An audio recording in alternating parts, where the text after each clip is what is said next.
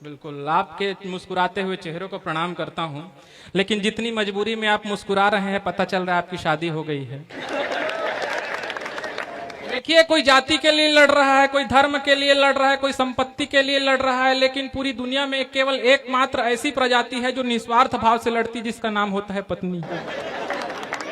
दादा रसिक गुप्ता जी ने, जिसे मैंने एक दिन सवाल किया, दादा ये पत्नी को संस्कृत भाषा में क्या कहते हैं? इन्होंने कहा कि बेटा, पत्नी को संस्कृत भाषा में क्या, दुनिया की किसी भी भाषा में कुछ नहीं कहा जा सकता। और मैं तो बता रहा हूं सर, दुनिया में 7 प्रकार के पति पाए जाते हैं। पहला वो जो रात को जल्दी सो जाता है, उसे सैया कहते हैं। दूसरा वो जो रात को पी कर आता है, उसे पिया कहते हैं।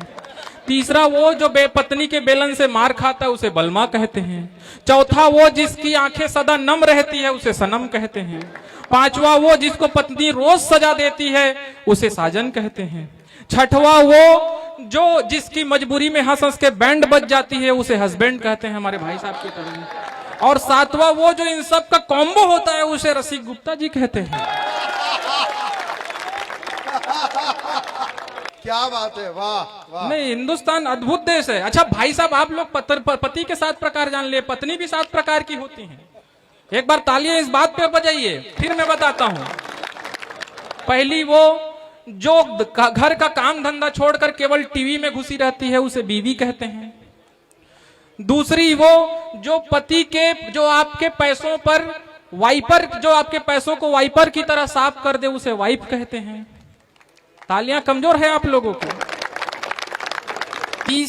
तीसरी वो जो आपके साथ 24 घंटे आधे अंग की तरह आप पर निगरानी रखती हैं, उसे अर्धांगिनी कहते हैं। चौथा वो जो आपको बिना गम के रहने ही नहीं देती, उसे बेगम कहते हैं। पांचवी वो जो आपके भाग्य पे दिन रात बाण चलाती, उसे भाग्यवान कहते हैं। पांचवी वो जो दिन रात आपके भाग्य पे बाण चलाती है, उसे भाग्यवान कहते हैं। और छठवीं वो जो अपने पति के मति को कुमति में बदल दे, उसे श्रीमती कहते हैं।